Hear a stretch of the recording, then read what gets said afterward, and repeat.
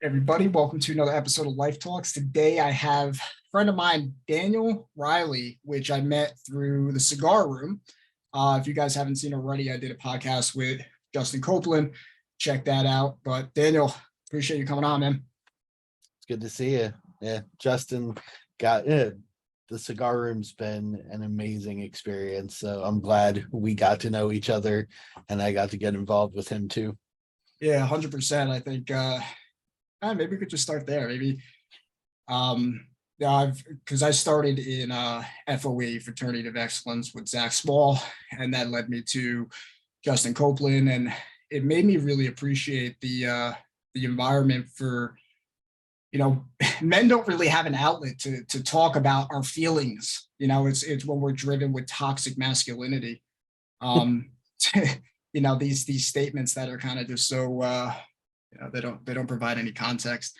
But maybe you could start, like, what did you benefit from, Cigar Room?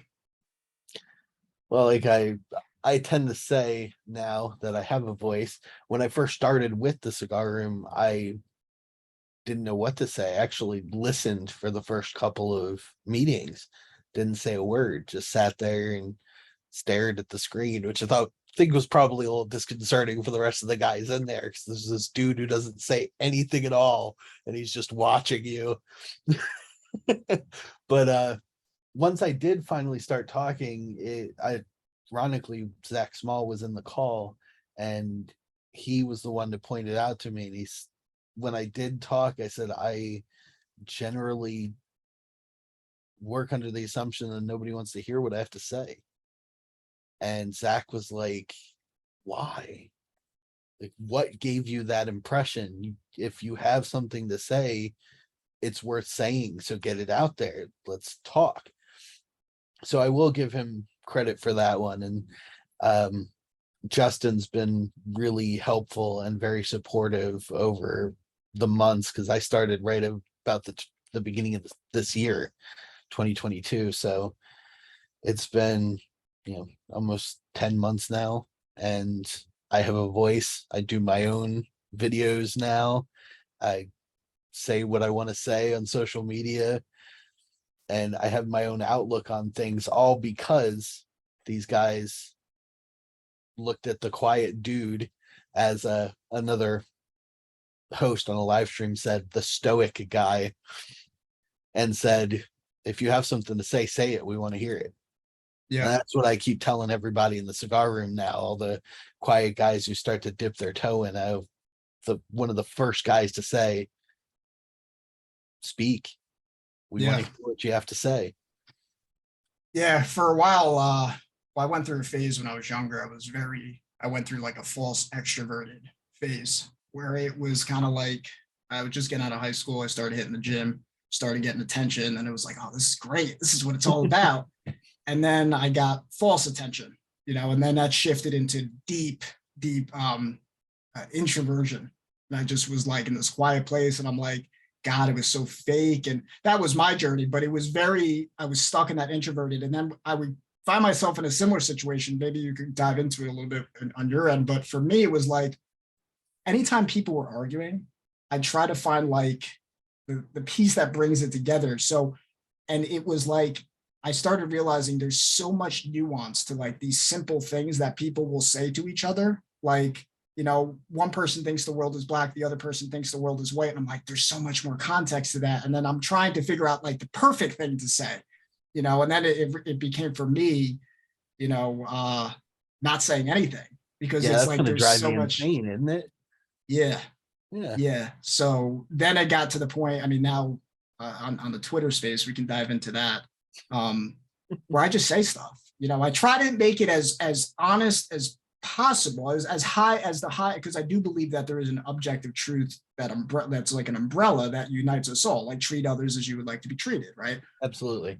So maybe if you could share, first, like, your experience on on Twitter, and actually, let's go a step back, because I'm just diving so much into it. People who don't know you, maybe if you could share your story and what led you, and what you're a writer. So maybe share what led to that. I've always wanted to be a writer. I wrote stories for friends. I went through a huge nerd phase towards the um, end of my high school period and got into tabletop role playing games and stuff. And I used that as an excuse not to get into book writing, being an author, because I was afraid that one, I wouldn't be able to support myself doing that sort of thing, even though deep down I knew that's what I wanted to do. I had external forces saying it's not something you should pursue. Do something else. Do something that's going to make you more money, make you more successful, and then maybe if you want to write, which is honestly not bad advice, but at the time in my head, the only thing I could hear from those people was what you want to do isn't worth it. Like I didn't have the mental capacity at the time to really hear what they were saying. And it took me up until 3 years ago, actually, I had made a decision to reboot my life. I guess you could call it a midlife crisis if you want.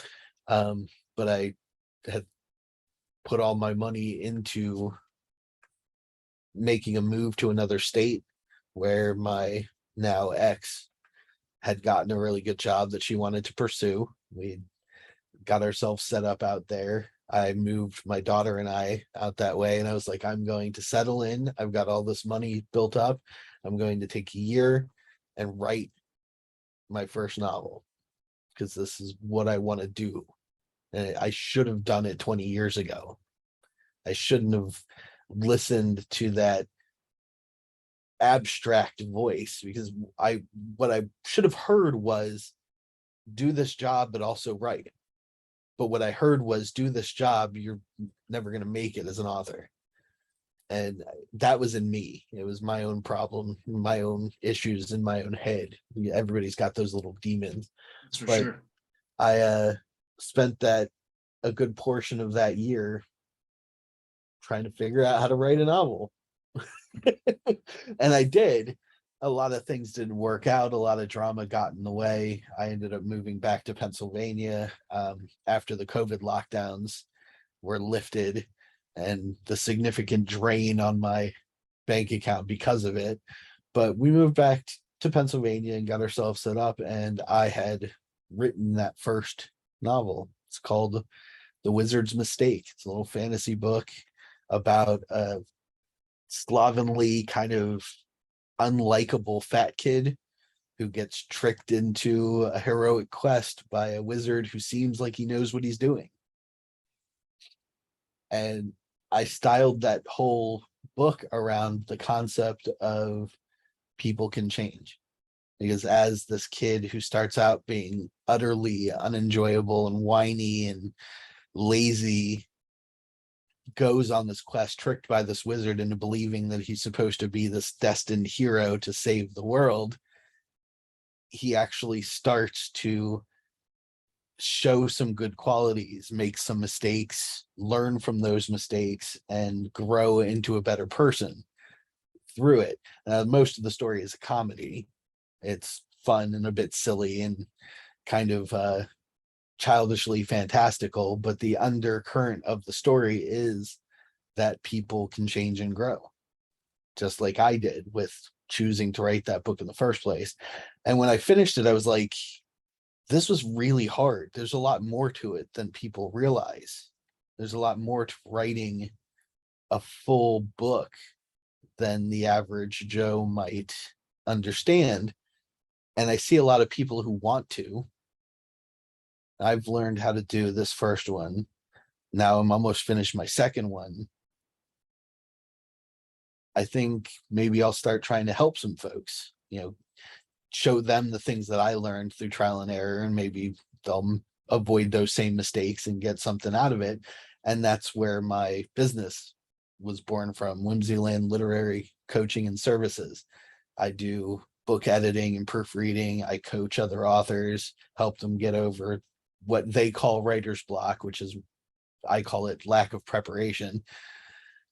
And it's been amazing. The last 3 years have changed my whole life.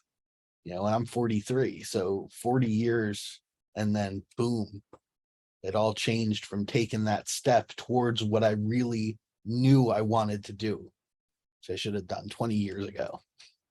Yeah. Yeah, I have a similar situation where I was looking to make a podcast, and I kept asking all my friends, like, hey, let's do it. And just had different ideas. And I'm like, well, same thing, 2020. I'm like, I'm just gonna do it. And then I just started putting videos together, and just it was so cool. At first it was like, oh, I want to have a huge following. And then that quickly became, all right, let's network. This is such a great, like, for me, the podcast now was networking. The podcast, literally, because I made it, I got to meet all of you, and it's just like, I get to hear, like, and we talk more in Cigar Room and FOE about our horror stories of our life, because we like to pretend like, people are special. And in my dark times, I think I'm so special. No one's got it. It's such egotistical BS. Everybody has their ups and downs. And, based on what you just said, the reason I bring up the podcast, and the same thing with with you, we talk about writer's block, it's you said failure to prepare, right? Maybe if you could just dive into that for people who are trying to, go into their dream. And I think writing is a great tool that everybody can benefit from. Absolutely. Learned so much from it. Maybe if you could share your mistakes and starting out, because I think, I suffered from that same voice where you have so many, thoughts where you're like, you can't do it. And I actually think that's a good thing looking back, because you kind of have to trick yourself, like, because what makes you worthy? Unless you can come up with a better reason why you're not going to. So you continue to believe in that. And I've shifted that to become a challenge. It's like, oh, all right, I need to fix that. I have to look like an idiot first in order to get better. So maybe if you could share, how you started out, maybe some of the mistakes you learned early, and the writer's block that you were talking about. It was a wild time. It's like I said, I just moved into this new home in this new state with my girlfriend, trying to get my daughter situated and carve out time to do this writing. And I was gung-ho about it. I was like, I've got my comfy sweater, I've got my drink, I'm ready to go. I'm sitting in front of the computer.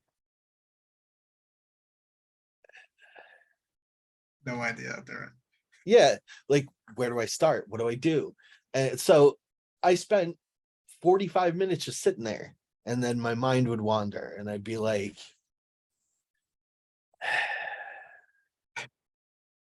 or turn something on the TV and just stare at that. And time passed, and then I go, okay, maybe this would be like a thing. So I'll turn and I'd start writing a little bit, and then I'd lose it, like the thought. I'd lose my train, and the television again. I was like, and then after a while I went, I've got all these distractions.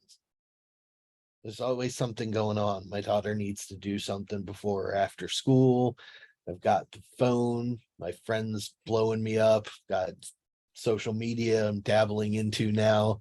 So it's all new and interesting, and television shows to watch. And what if I turn all that stuff off? That's where the thought came. And at the time I was writing maybe 100 to 300 words, which is like 2 paragraphs if you really think about it. I was writing 100 to 300 words a day, and like thinking to myself, this is not working. Now, when you were writing, was it like were you building a story, or was it like short stories at that time? Or That's the funny part. I went right out of the gate for a novel. So I was like, I'm doing this. This is a whole book, but I didn't outline. So I had no preparation. I didn't know where I wanted the story to go at first. I just knew I wanted to write about these characters that I had come up with. So I did start essentially writing short stories, trying to write a book. So I was writing scenarios. This character meets this character. This character meets this character. They do this thing. They fight this stuff. And it was all sort of random and didn't really start to come together until I had that thought, what if I take away the distractions? So I left my phone in the living room on vibrate. I took the TV out of the bedroom, which pissed my girlfriend off. But I was like, focus, and closed the door, put some music on. Just I started trying with like favorite bands and stuff, but found myself just distracted and singing along to them. So I switched to video game soundtracks and like movie soundtracks. And that's when it really started to flow out of me. And I was reading these how-to writing books by these guys I had met on Twitter, Joshua Lysick, Adam Lane Smith specifically, and trying to get myself, and I kept telling everybody on Twitter, I want to get to writing, 500 words a day, because I'm barely making 300 right now, and it's just taking too long. So after taking all those distractions away and starting with music, it started to come out of me more. And I was able to focus on what I wanted to do. And even the quality of the writing was even better than it had been before. And in talking with Lysick, I met a couple of other of the guys that you and I know from social media. Some of the fitness dudes were just getting started. I was following Ed Lattimore and AJ Cortez at the time. And one of his favorite things was, did you effing train today? And I saw that every single day. And I was like, no, I didn't. I was writing, but I didn't do anything else. Like, I'm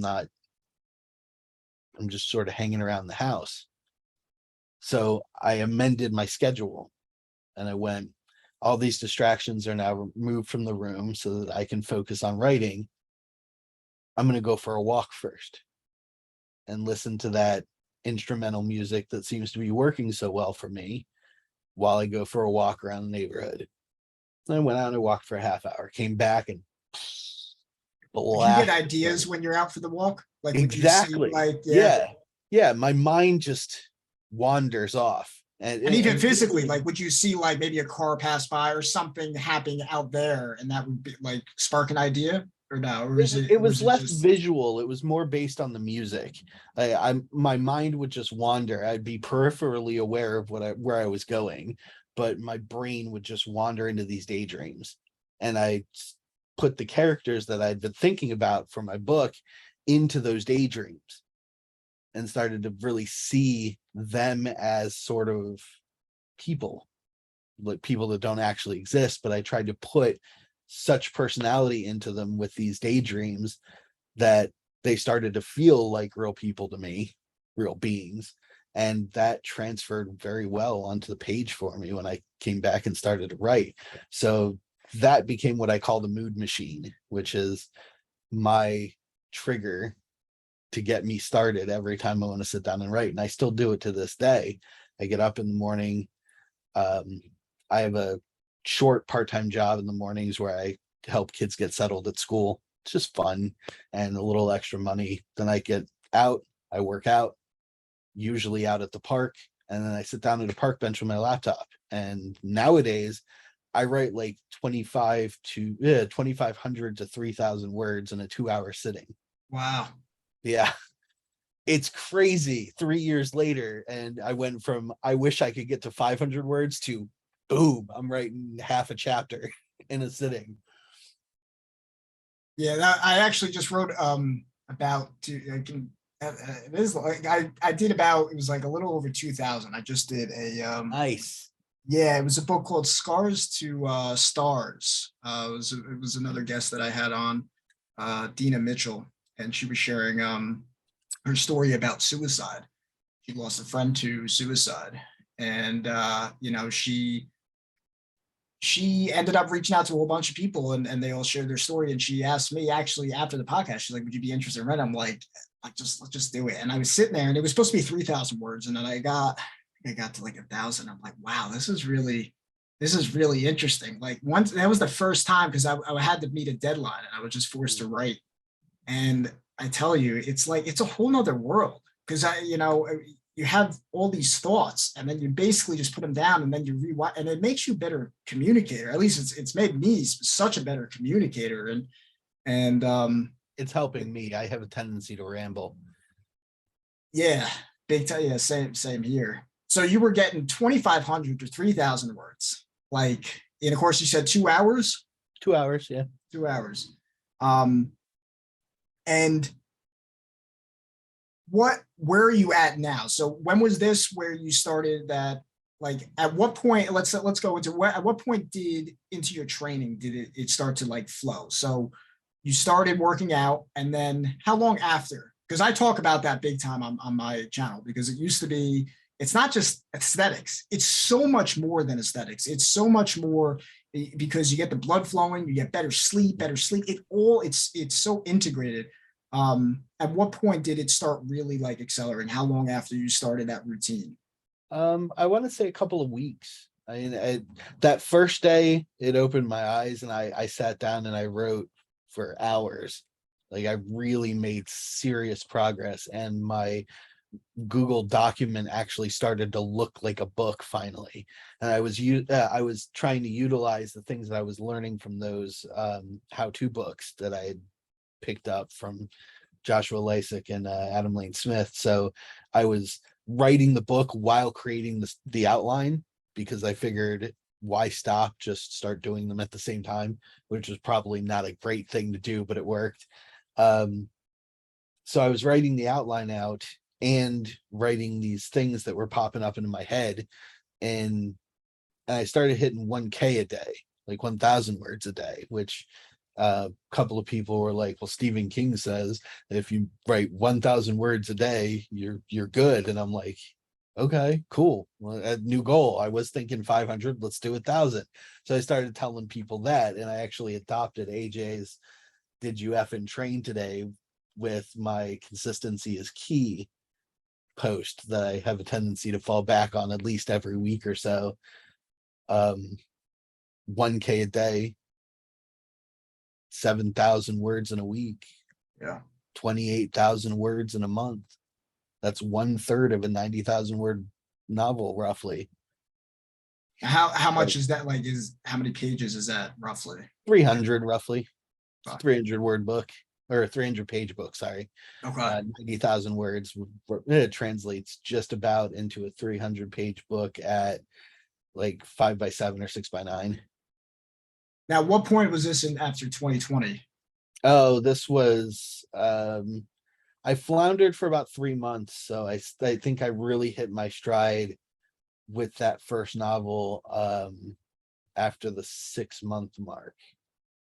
So it took me about 2 months to really get into the exercising, and my sleep did improve, and my thinking started to improve. And with my thinking improving, there was so much more going on inside my head that I actually had to And you take just started more with time to walking, right? focus. Yeah. And it Yeah. started just with walking. I did a half hour at first, worked my way up to an hour. And then I started trying to run and looking like a overweight slob trying to run, because that's what happens. And backed off because that was wearing me out, and it actually didn't work for my writing process. I was so, I guess, for lack of a better word, weak at the time, because I'd been just sort of being a lazy 9-to-5er for 2 decades, that I was so weak, tired, and pained from running that I didn't get any writing done. I couldn't focus. So I just stuck with the walking. When I want to sit down and write, I go for a walk. Nowadays I lift weights, but I used to just go for a walk. That was it. And it took me a full year to write The Wizard's Mistake. It took me 6 months to write the second book, City of Eld, because it was a series that I wanted to I'm do. going to give you some, I want you to plug it at the end too. Sure. But is that, where can people we'll go through everything at the end, but where can people find that? All of my books, the fiction novels and the nonfiction works that my clients have let me put my name on are showcased on my whimsyland.org website. Okay. It's in a And little tab called bookshelf. awesome. And how did that translate into social media? So like what was your journey into, Twitter? Because when I first started, it's funny, I think it was the first time you talked about it. First time I started on Twitter, it was on cryptocurrency. It was like big on crypto. Like, so I just started following, like, oh, I'm gonna make $1 million. And then it shifted when 2020 happened. It was like I went fully political. I'm like, we are so divided, and I'm very pro-America, very, I lean more conservative. So do But I. yeah, but my heart was just like, we've all been asleep. It's not conservative and like we're just all asleep. We're all focused on ourselves. We're all focused on our own little world, watching entertainment in Hollywood. And we're all kind of like a bunch of second graders who are not entering third grade.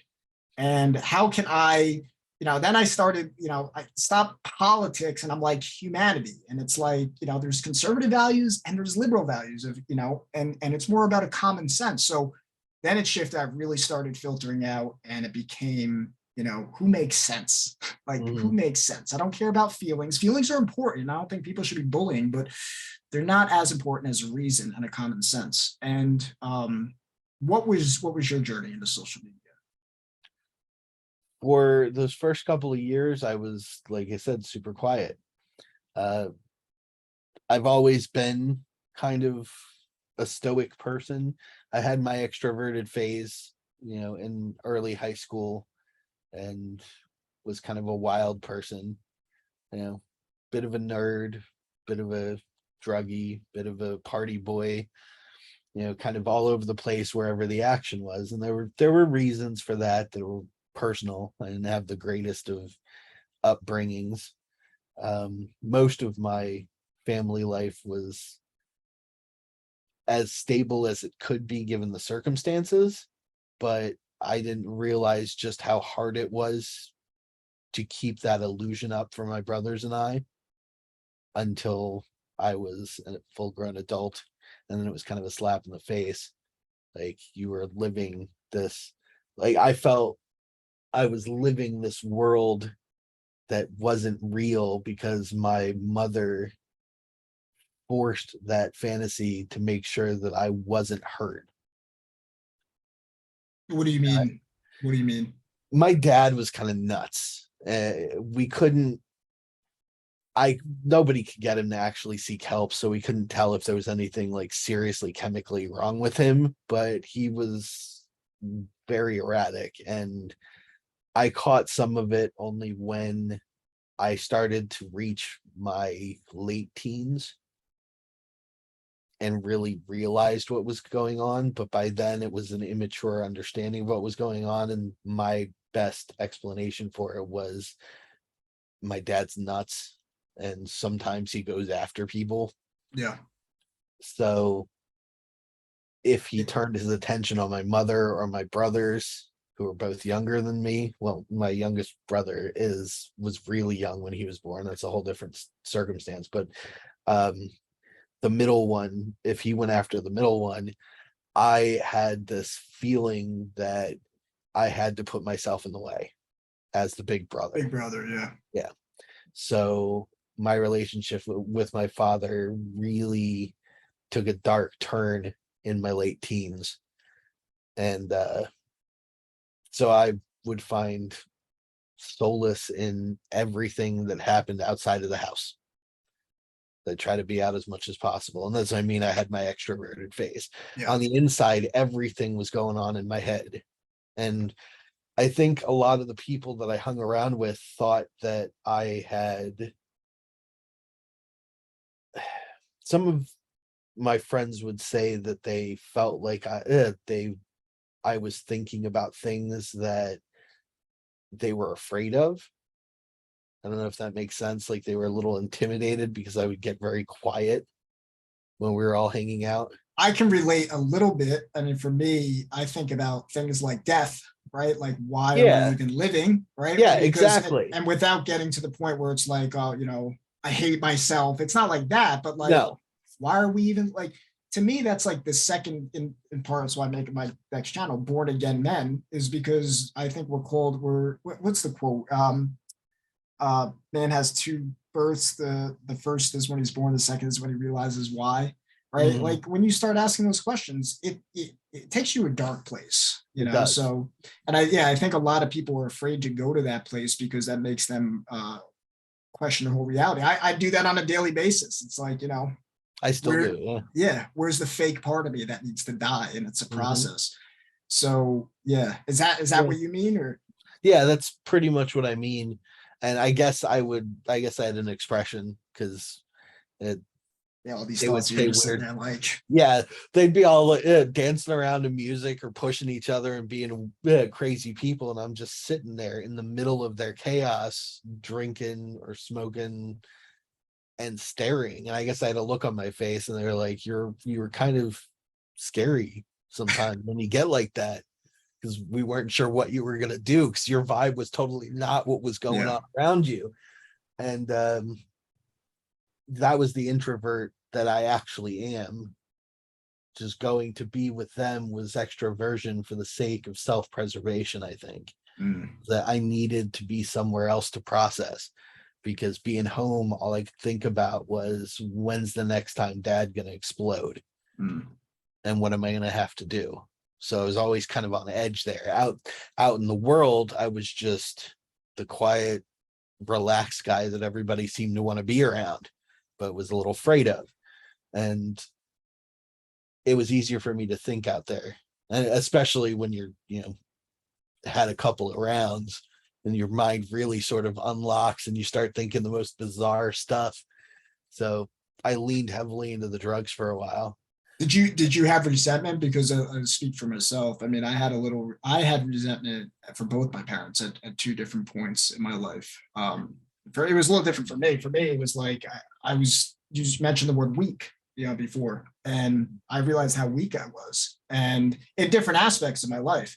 And I had resentment for my father. I've had him on the podcast too, where we talk about it, and it shifted from resentment to realizing he's me.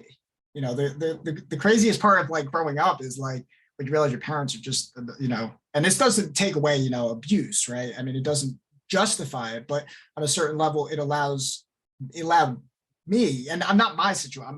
I never really had, there was never, it wasn't ever, wasn't hit or anything like that, the point, which I'm sure a lot of people struggle with, a lot of, Zach talks about that a lot, Anthony Mhm. Migliorino, peaceful parenting. But the most piece is the forgiveness. Zach actually put out a post about honoring thy mother and thy father, that it's something, honor is something that you earn, but I think that forgiveness is something that is internal for you, because I think that there's like, if you don't have that forgiveness, realize that it's not, you know, you can't operate on love and hate. So for me, I had to Yeah. forgive my parents, and, you know, that allowed me to really move forward, you know. So if I'm asking, because, and the reason I'm talking about this and get like, we get personal, is because I think there's a lot of that out there. We're seeing that in culture, rebellion of the parents, right? Rebellion of authority, which I think in part is a good thing, right? It's like we're It's trying a to get pretty into, natural thing. yeah. Um, but the ultimate is seeking internal authority and trusting that source within. Hmm. I think part of some of, I guess, the societal meltdown, something I've thought about recently, is over the decades and generations, because that's really how it works. It's natural for the young to question the old.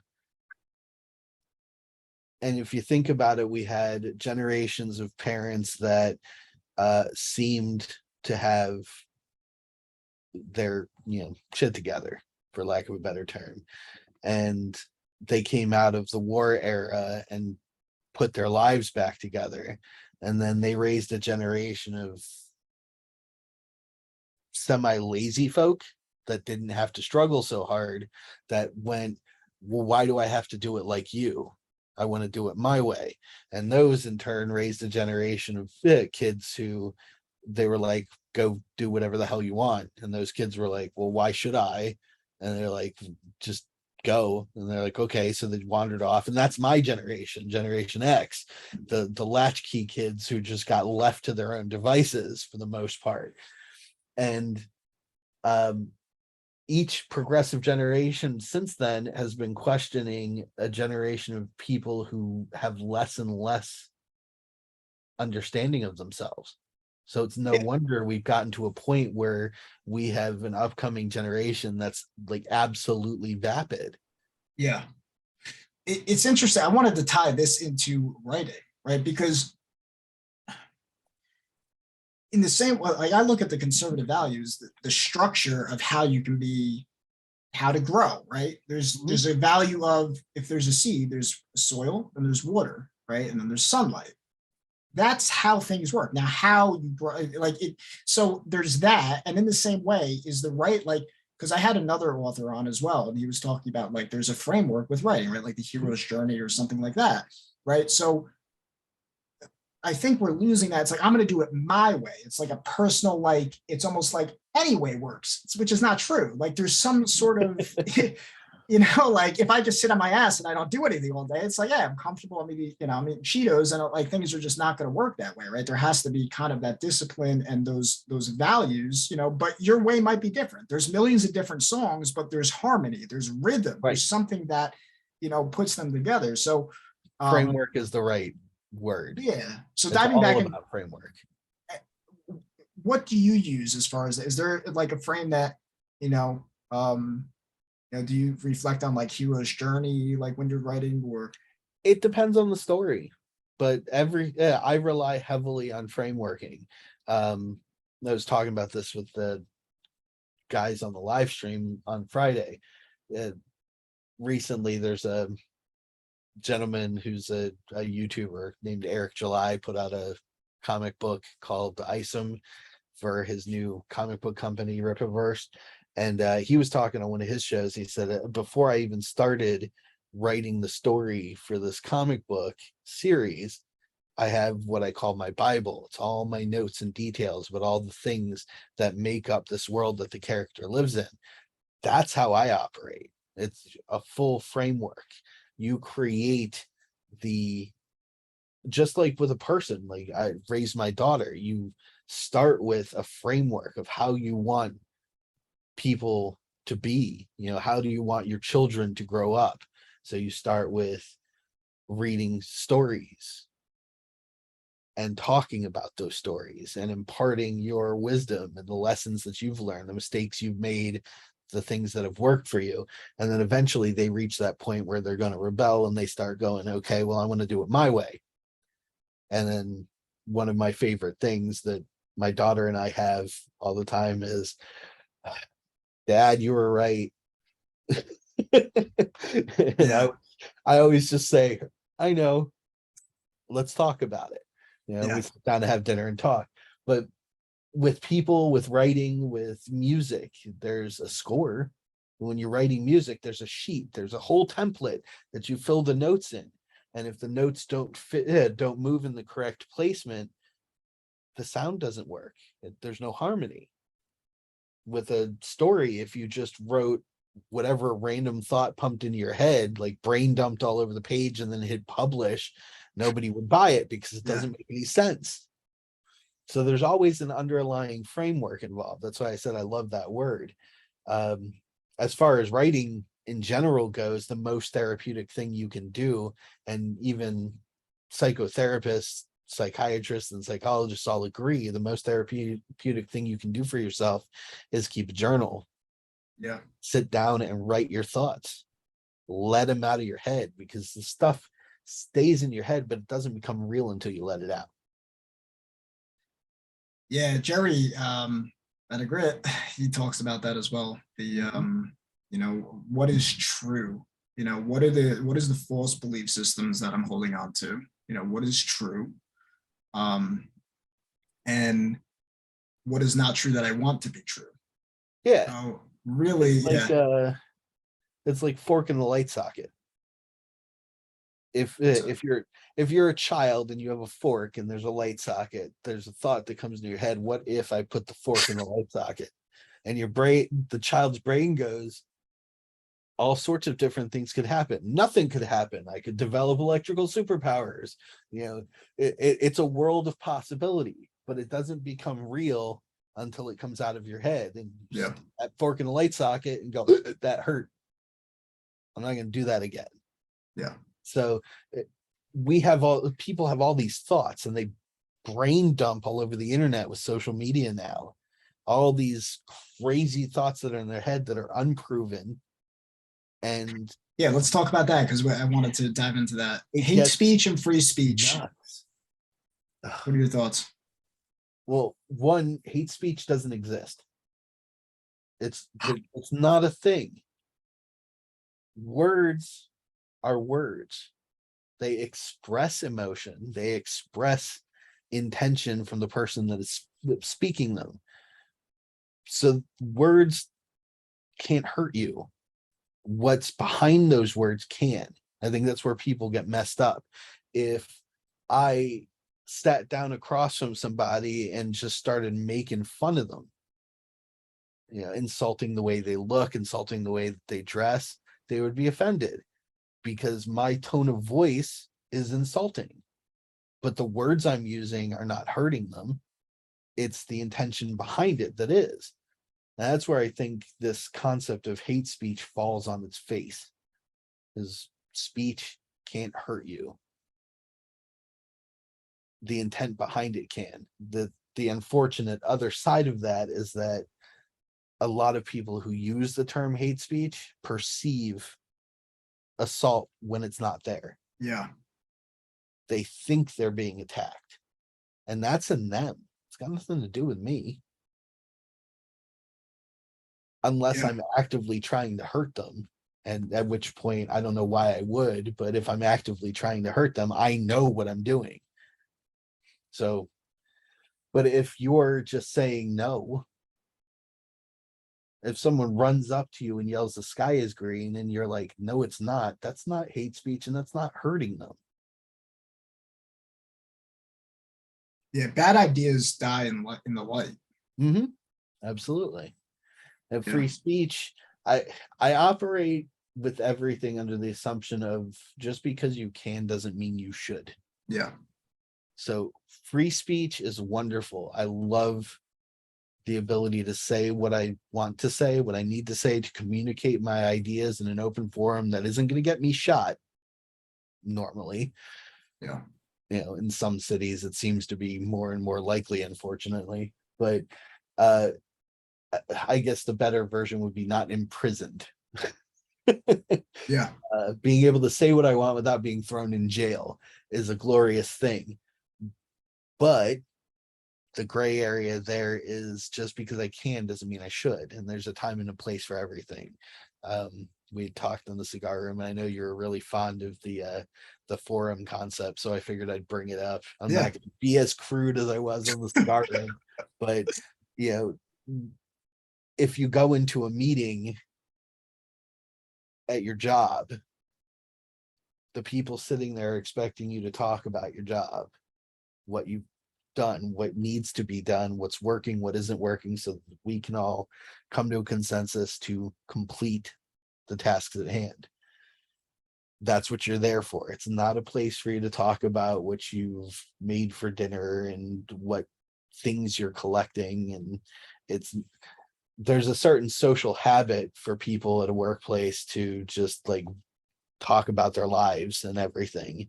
And I think that is what I was saying before about nowadays with social media and everybody just sort of brain dumping their thoughts everywhere. You get into a room with people and you just want to find a connection. So you have what's called what they used to call small talk. How you doing? How's the weather? Is that your car outside? Oh yeah, it gets this amount of mileage. It's stuff like that people in the back of their heads are going, who cares? Get on with it. And there's a time and a place for that stuff. Like you don't start talking about that when the boss is talking. You wait until the end of the meeting or before the meeting is started. But when it's time for the meeting, you're on task. That applies to everything. And it should apply to social media. But for some reason, we've got it into our heads that social media is the megaphone for our brains. And we can just say everything and everybody wants to hear everything. I don't know where that came from. I still haven't figured it out. Yeah, I was on Facebook for a while when I was before Twitter, when I was young, and I thought that was absolutely ridiculous. And that's really where it started for me, I think. You thought what was ridiculous? The way people operate on social media, this idea of 10:45, I'm making myself breakfast, picture of your plate. So Yeah. what? 11:30, I have to go to the bathroom. I got sucked into that originally when it was Yeah. when it was AIM, Mhm. the way messages. Yeah. I'm going to Status poop. updates. like, Yeah. like, I'll be in the bathroom. I'll be right back. Like, yeah, it's ridiculous looking back at it, The status updates, and then it turned into, is what I'm wearing cute or not with the female crowd. And I think it just evolved from there and broke down where, like, we talked about before on the cigar room. I'll explain for your listeners. I view social media as the modern version of the public forum, which is where communities would come together to discuss things that needed to be discussed, and they try to do so within a certain set of rules, not cursing, not insulting each other.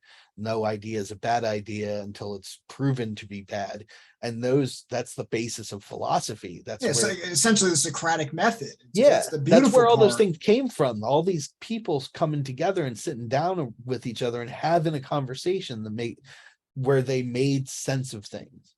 And social media is like the most universal version of that concept, but instead we're using it for the tiniest of things. Yeah.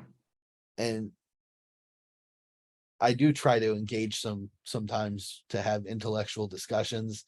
One, it's hard to do with 280 characters or 260 characters, whatever it is. And two,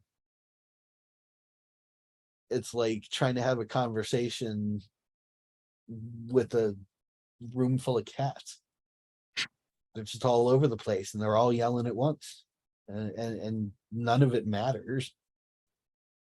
They're okay, they're okay, but they all want your attention, and mostly just because they want it, not Yeah, I because find you need it. myself it strengthens resolve in a certain sense because I post something and then like I see how much and I don't have that many followers, and I every so often I get Got some almost hate, 500, and I don't even count in the grand scheme of things. but it's like when I see people with a high following and I see how much hate is there, like to me, I feel like I have one of the things on my vision board is grit and ability to endure. That's something that to me, it's like when somebody says something mean, even in real life, like to be able to have the ability to response ability, that to not take it personally. Mm-hmm. And to me, the epitome of that is Christ, right? Forgive them, they know not what they do. That is the epitome of not taking things like people are operating, everything is projection. But still, I'll be driving on the road, somebody cuts me off. This guy, just watching that. And I try to so it's shifted from the younger, that weaker parts, like, oh, I don't want them to say something mean, to say mean things because I'm interested in truth, right? So like, what is the higher truth? And but I look at Twitter, like it's a very mean place. I look at something but to shift that to they must be miserable, that there's so much power in that, because then I think it frees your mind. Yeah. Mm-hmm. There's a crazy concept devised by Germans called Schadenfreude. It's the pleasure at other people's pain. And that's what I think social media becomes. It devolves into Schadenfreude because you see people get angry. Like the most algorithmic posts that you see on any sort of social media, be it TikTok, Twitter, Facebook, whatever, are people humiliating themselves or being humiliated. Yeah. People crying because they're in pain or in some sort of mental distress. It's either suffering, humiliation, violence are the most viewed things on social media. Yeah. They're the most talked about things on social media. They're the ones that pop up on your feed on the side because everybody's looking at them. That's Schadenfreude. It's the pleasure derived from the pain of others, and that's not healthy. It's never healthy, and it gets to be so weird. I was talking with Justin earlier about this, actually, because he called me to make sure I was all right. I was having kind of a rough day because yesterday a minor conservative celebrity from the Daily Wire was answering one of his mailbag questions, and the question was, what do you think of anime? And he said, I feel like it's satanic. I don't know much about it, but from what I've seen, it seems satanic to me. And in my personal opinion, he said, this is, I'm saying his words, not mine, but he said, in my opinion, after a certain age, you really shouldn't be watching cartoons anyways, with some exception, because he has kids and they watch cartoons. So a lot of my colleagues in my circles all got real pissed off about this, and they were just firing on all cylinders at him, and I couldn't do it, that because I'm so aware of Schadenfreude. I'm so aware of people deriving pleasure from other people's pain. I'd step back from Yeah, it. the ego's in disguise. Like, I'm better Yeah, because I don't do X, right? yeah. The ego came out in all of them, and I was like, guys, we're better than this. Like, I know we're better than this. I respect all of you. We've had these great conversations, and I'm seeing a lot of hypocrisy right now, because we had these conversations where you look at these people on what you call the left side who do this exact behavior. They attack people for their opinions, and it's not even an opinion that has anything to do with you. Like, it didn't actually hurt you that he thinks anime is satanic, or he thinks adults shouldn't watch cartoons. That there's no pain involved in that. It's just words. It's his opinion. He's expressing himself. He didn't say you're satanic. Yeah. He said he thinks that the cartoons are. And honestly, if you look at a vast majority of anime films and shows, there's some dark stuff in there. No wonder some people think it's satanic. So why are you getting bent? And certainly, why are you attacking him for his opinion? And yet you turn around and say these people on the left who are attacking people for their opinions are wrong. And I think it comes from Schadenfreude and the brain dump on social media. We don't filter ourselves anymore. We don't think about what we're saying until after Well, it's already been said. yeah, and the ability to confront. I talked about this with Jerry on the podcast we did. It's so easy to look at like Christ as the hippie, like the hippie version of Christ. To me, is like I've never understood that either. Yeah, it's nice, right? Like, love others as you would, treat others as you would like to be treated. But what was that movie? It was a Kevin Smith film. I forget the name of it. There's this theological film he did in his little universe where Jay and Silent Bob were helping this prophet, and God was involved, played by Alanis Morissette, and there were these two fallen angels, but they had he put this character in called Buddy Christ. It was supposed to be the new face of the church, and they unveiled the statue, and it's this hippie Jesus going with the fingers.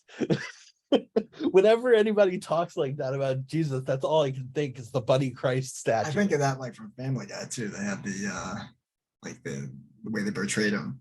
Mm-hmm. But the idea is that it's he called out hypocrites, and I think because we've become overturned tables and whipped people. Yeah, so that to me is, it's finding that balance between you know, and that's what I think the First Amendment is really the power of that is the ability to, um, first of all, the ability to say the wrong thing, because we've all made mistakes. We talked about it in, you know, writing, you know, Mhm. like starting out where you're writing 200, 300 words, right? And then Yeah. how, you know, how that plays out. And the ability to have opposing ideas go at it, you know, with like because Respectfully. yeah, yeah, because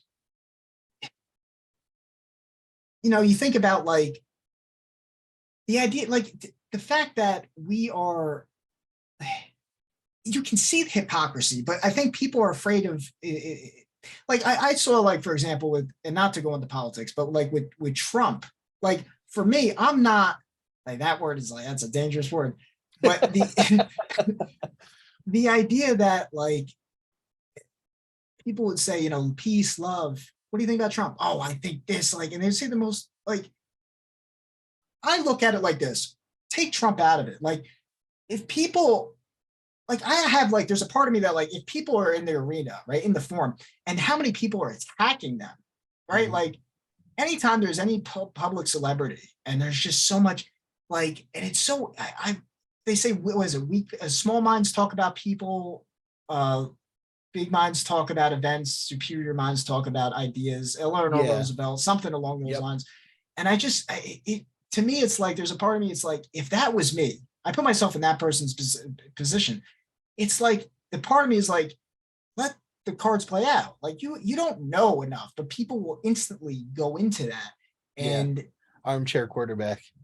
what's that? Armchair quarterback. It's what it started with sports fans, the guys that sit in the armchair on Sunday watching football, and they're like, "Oh, he should have done this, he should have done that to the game. Like if he'd have passed to that guy, yeah, they would have scored a touchdown." It's called armchair quarterbacking. Yeah, It's it, and now it's used for anyone who sits like I am in an armchair and goes, yeah, "Well, you could have done it this way, and it yeah. should have been that And way." that makes me think of the man in the arena quote. I really love Yeah. that quote. You know, it's people who are in the arena that have my respect. I mean, like, you know, to go in there and say the wrong thing, to look like an idiot. Um, you Put know, out books that may not have been as refined as they should have been. yeah. So what's been your journey now like on Twitter? Um, as far as like, you know, what do you see you know what when you're writing because I mean that's where I'm at too, you know, I'm trying to put out yeah, I'm trying like in the same thing, like people posting everything about their life. I try to put out those positive messages without being like fake and phony. Like, this is my life. Look how great it is. You know, I try to balance it with posts like, hey, you know what? I just got my shit like everybody else, you know, but Mm-hmm. I try to put out that positive, real positivity, like, you know, to inspire people because, you know, I think Absolutely. on the flip side of social media, it's a tool that we can use effectively. You know, it's what we so maybe how do you use it as a tool and um you know do you filter out people like how do you deal with like blocking and stuff like that because I'm still you know I ask that genuinely because like I'm trying to figure it out too because there's a part of me it's like you know let people kind of let me get feedback from people I really disagree with and then there's another part of me like no this is just toxic these people like they need to be blocked right now for my own sanity you know so how do you filter and what do you post and you know what is the intention that you put into it. Well, I guess I try to assume that social media is, like I've said, a public forum. So what I say is for public consumption. I get into thread conversation with people, I'll get a little more personal. But my general everyday posts are open forum statements. Like consistency is key. Um, I'll say good morning and kind of outline the things that I have to do for the day. And that's a little bit personal, but I'm using it as a model. Like I have Yeah. all of these things on my plate today, and I'm going to try and take them one bite at a time and hopefully get them done. And maybe you'll see your chaotic life in that way too. But I'm not trying to say you have to do that. I'm saying this is how I handle it. Maybe that'll help you too. So I put that in there, but I'm not, this is what I'm having for lunch. This is, Yeah. I'm gonna go take a shower and change out of my gym clothes. Like, I don't, nobody needs to hear about that Yeah. stuff. Unless it's something stupid, like I just, stubbed my toe getting out of the shower. That hurt, Yeah. just because it's funny. But I think the most real statement that I've ever made on Twitter actually happened today, which was, and again, it's a modeling statement, which was, I'm feeling a bit melancholy today. So I think that's it for me, folks. I don't have anything else to say. I just need to spend some time reassessing myself, you know, because I think hopefully someone can look at that and go, maybe I should not brain dump all my thoughts on Twitter too. Maybe step back and just kind of think about some stuff. It's okay not to be vocal on the internet 24/7. It's okay to step back, sit down, and think about the things that you need to get done. Mhm. That's because I am, for the most part, positive. I tweet a lot about writing and offering to help folks wherever I can. I try to converse with people who are having issues when it comes to working on their books or manuscripts or whatever it is that they're working on. If they get trapped, and try to help them talk their way out of it. I don't block people though. I think I unfriended one person in the last 30, like unfollowed one person that was a mutual in the last like 3 months. And it took me a week to really come to that point. And the reason that I did was because everything that they said was negative. Yeah. And it was just every day I saw it, and we would have conversations and I try to help them, but it never seemed to have an effect. And it Yeah. was always the same negativity. So I sat back for 7 days and just sort of watched what they were posting and really took a look at their timeline too. And it was like, I was looking for that little shred of hope, that little piece, something in what they were saying, because they were one of those 24/7 brain dump types, something inside of them that said, I just need a hand out of the dark. But it was all, I'm going to sit here in the dark and wail. So I finally, and I think I even posted about it. I think I said I finally pulled the trigger and, removed someone. And I don't do that lightly. I think everybody should have the right to say what they have to say. But man, everything they were saying was negative. Yeah, And Matt Izzo refers to that as the crabs in the bucket. I think Zach refers to it as that as well. Crabs in the bucket. And Matt Izzo, he goes out and he just puts a filter in on all the words. Like, okay, COVID, Trump, whatever it is for him. yeah, The big I words that have are just like there's nothing to get out of it. I have filtered some words, particularly political stuff that just goes nowhere. There's specific things. You touched on a couple of them in your list that people will just rail about and it never reaches any resolution. So you don't feel good about it at all. Yeah. Like it never comes to anything. So Yeah. I You mentioned the filtered word those. Trump, you're either for Yeah. it, against it, or like indifferent and talking about it, instead of And if you're there's more power indifferent, you're talking about wrong. issue. Yeah. Yeah. Yeah. And that's the sickest part. If you're indifferent about a human being, you're wrong. Is on one side, if you're indifferent about them, you should be for them. And the other side, if you're indifferent about it, you should be Yeah. against them. That's why I So really think about that Eleanor Roosevelt quote, right? you Because you get attacked from both sides if you don't care. And that's the weirdest part. yeah, but like I voted for Trump. I don't care what other people like. That's what I believe. But I don't care if somebody dislikes. That's fine. Yeah. But we can shift that conversation from. I always think about Eleanor Roosevelt to shifting it to ideas. So forget I hate Trump. Well, to me, that's stupid. What ideas do you dislike? What ideas do you like? And then we can go back to what ideas do you like? And 9 times out of 10, people are not. They're caught into I hate it. It's there's no most of the time thinking. it's, well, he doesn't say nice things. Yeah. Yeah, okay, that's fair. But let's talk about his fiscal policy. I don't want to talk about that. He said grab him by the, you Yeah, know. exactly. Yeah, but we were doing really well. And I think that's an interesting point, because I think, that ties into the whole, forgive me, I forgot the word already, but the wanting pain, right? Schadenfreude. Yeah. So, you know, the average attention span of each person, right? That's 7 why seconds. it's 7 seconds, right? So, you listen to a speech from, like, JFK, or, you listen to our forefathers. They have, I mean, you read some of that stuff, it's just brilliant, right? But Mhm. now people are not interested in that. So, but grab them by that, people are Yeah. interested, right? So, to me, I often think about that. It's like a tool to get people to talk about it, because, people are talking now more than ever about Oh political yeah. stuff. So, you know, um, and I often think about that, because for me, it's like, I don't want to trigger people, but sometimes I think about that. I'm like, it's kind of wise in a certain sense, because how do you get people to engage in it? And unfortunately, people are going to get so emotionally heated because, been eating Doritos and watching Simpsons, right?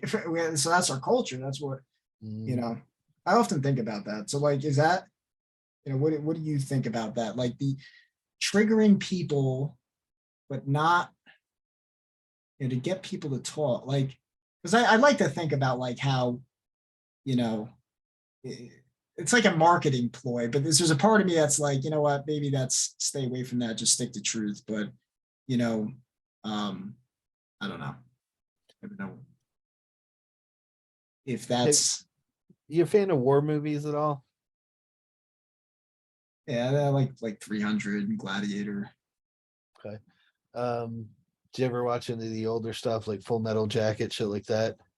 No, I actually wanted to ask you about, like, some of the movies that I recommend, because for, Oh, like, as an oh, author, you would be able to give good recommendations. yeah, I can make you a list. Uh, Posted in the underneath. yeah. As far as triggering people is concerned, one, I think the concept of triggering is stupid, but it has some merit. And Like, I as a think about tool. it, yeah, I think about it in the context of drill sergeants in boot camp. So your drill sergeant in boot camp, even though I'm not in the military, I'm just going off of what I've seen in videos. And I've seen it in sports too with coaches. Some coaches approach you by breaking you down first to your barest element, Yeah. and then they build you up.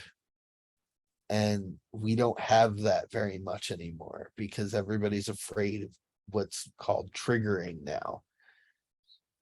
You can't say something that strips a person's delusions and illusions away. And how do you get to somebody if they have all these shields in front of them, socially, emotionally, that are protecting the essence of who they are, and you can't break those down? How do you reach another human? Yeah. It's like Rafiki hitting Yeah, Simba. Simba. Yeah, absolutely. And so when it comes to like the young people specifically, and my daughter would definitely roll her eyes hearing me say that, 'cause she always does.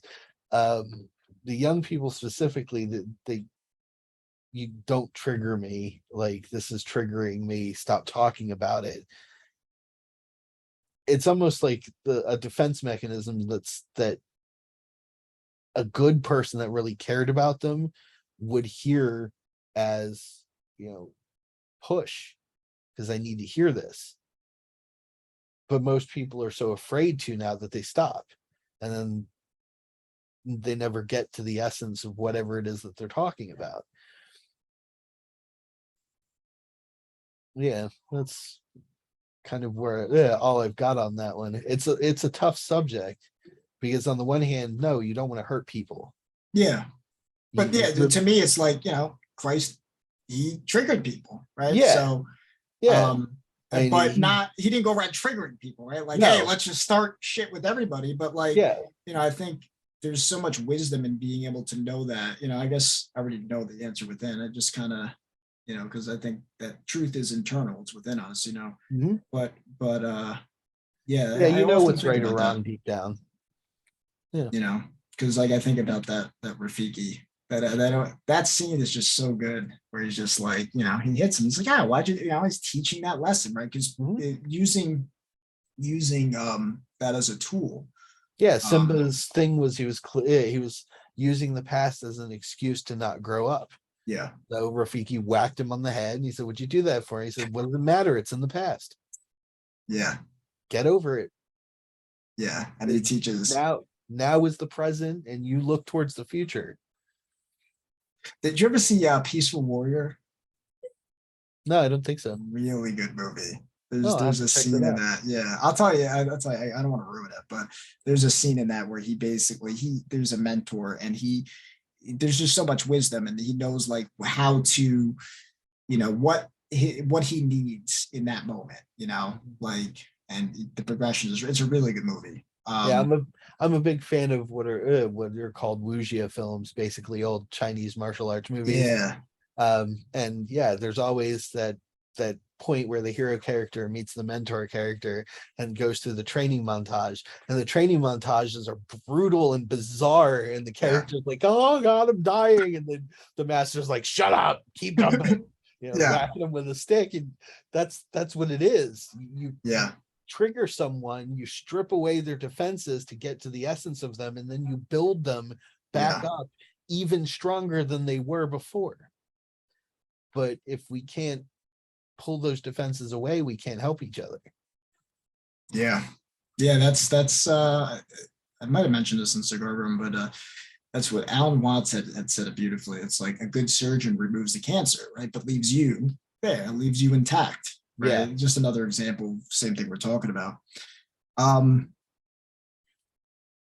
yes, yeah, last thing. What would we'll wrap up here. What piece of advice would you give someone to, because to me this is the core of why I make these videos, but people, because I think of myself in my dark times, and I would watch a lot of podcasts, and I would want, one of the things that I notice is like I'd watch it and be like, all right, I'm smarter, but it's no action. Hmm. What would you tell somebody who is, maybe in that same, was struggling with whatever it is in their life? We all have those struggles and doesn't know what to do. What would you recommend people to do in those, in those dark times and, um, you know, they don't know what the right thing to do is, and they're afraid to make the leap. They're introverted, whatever it may be. What would you tell those people to do? It's kind of a complicated question. Um, First step, if you don't know what to do, I do nothing. Like I said, I step back and assess. I make no move, because if I don't know what to do, it's going to be wrong. Even to my inside, because I listen to my instincts now. Um, and if my instincts don't know which way to go, I can't make a decision because I'm not communicating with myself. I have to step back and figure it out and find that point. But when I do, trust your gut is the biggest advice I can give any person. You know right from wrong, unless you're actually chemically imbalanced and broken in your head. You know right from wrong. You know what you want to do. Like me, I always wanted to write and I never did. And I think part of my life's cognitive dissonance was because I wasn't listening to that part of me that had that passion and wanted to pursue it until a couple of years ago. So my advice, first step, is do nothing until you know what you want. When you know what you want, move for it. Yeah, That's really it. Uh, Take the risk, whatever it is. Yes, if it's something as simple as I want to make a friend, this person looks like they might be really cool to get to know. I'm going, yeah, I really want to talk to them. There's always always the chance that they're going to be like, no, not interested. Doesn't mean you did anything wrong. That's the third part of it, is being able to understand that you're not making a mistake by failing. It's not a mistake to fail, which is a weird thing. We equate mistakes to failure. Oh, I made a mistake. I screwed up. I accidentally broke something. Yes, that's a mistake, but it's not failure. You just broke something. It happens. But we equate it to failure. Failing is good. Yeah. Making mistakes is not. If you make a mistake once, fine. You make a mistake twice, you're not learning. So failing at anything is a good thing, and we need to do that more. I failed tons of times over the course of the last couple of years, learning to do all the things that I've done. And I'm not ashamed to admit I failed while on calls with clients. Yeah, and I've made mistakes while on calls with clients. Like, I responded to a client email and was like, do you want to skip the meeting? Because like we did last time. And he's like, what are you talking about? And then I looked closer at who I was talking to. I was like, oh, shit. Yeah. I wasn't talking. It's been so long since we sat down and worked on something, because he was writing his book. So it's been 6 months. I mistaked him for another client in my head. It was a mistake. It wasn't a failure. I didn't do anything wrong. So I was just like, oh, sorry, I was thinking of somebody else. My bad. What time do you want to schedule? Yeah, it sounds like I failed in keeping my facts straight, but it was just a mistake. And it's not something that you can that you need to take to heart. So yeah, get back on subject because I'm rambling. If you don't know what to do, assess, listen to your heart. When your heart tells you what to do, go for it. And don't be afraid to fail, because there's nothing wrong with failing. Yeah. Yeah, completely agree with that. It's the same exact thing with me when I just said, all right, time to just hit record. And it's so funny, I got so much advice on what to do. You should do this differently. My bed's in the Everybody. background. There's a head pillow right here. I don't care, right? Because that will come in time. I can have a set in time, but right now I'm just doing it. And I'm growing in the ability to articulate and talk. And when I first started, I didn't really know how to carry a conversation. And now look, we're at hour and a half and it just happened. And I don't have any papers in front of me and it just did it. So, and the same thing like Daniel, just started, couldn't write 200, 300 words. And then his technique was, I'm going to go for a walk. And now I got the blood flowing. Now after a couple weeks, 2,000, 3,000 words like that. Now he has his own book. He's putting more and he's helping other people write. So good time to plug you. Yeah. Where can people find you if you want to share your Twitter and yeah, it's at Mr. DP Riley. That's MISTER DP Riley. That's kind of my general handle for all things business at this point. You can see my published works on whimsyland.org, which is where all of my business services are as well. And I'm on Gumroad, same thing, Mr. DP Riley or Whimsyland. And what other services do you offer on there? Oh, everything. I ghostwrite, which is write full books for people, doing the research and then writing it all out and getting it ready for them. They just have to put their name on it after they've given me the idea. I do editing and proofreading, which is essentially reading through finished books, finding grammar mistakes and vocal tone mistakes, which is a big one that people don't talk about when it comes to writing. There's, like you had talked about with music, and there's a harmony and a flow to it. When it comes to writing, there's a flow to that too. The words have to flow inside a person's mind when they read them. So there is a format that's involved. And I take the time, which a lot of editors don't do. I take the time to not only do grammar, punctuation, spelling, and syntax structures, but I also vocally read their book out loud to myself and make notes on how it sounds when it's coming from my mouth, because that's what it's going to sound like when someone's reading it in their head. Yeah. And that refines what you're thinking, just like with a speech would. I do some other stuff, some minor social media engagement for small businesses, writing tweets and posts and advertisements, things like that. But mostly it's oriented around writing and coaching other writers on how to get to the end with their project. Awesome. Well, I'll post all your links. Definitely check him out. If you're not on Twitter, get on Twitter, see the craziness we've been talking about. And It gets pretty fun.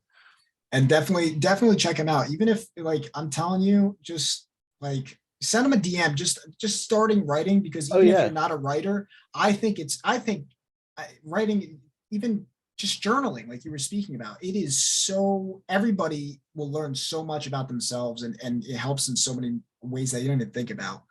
So yeah, so absolutely DM me. I leave them open on purpose. Anybody can poke me if they need to, and I'm happy to to answer questions and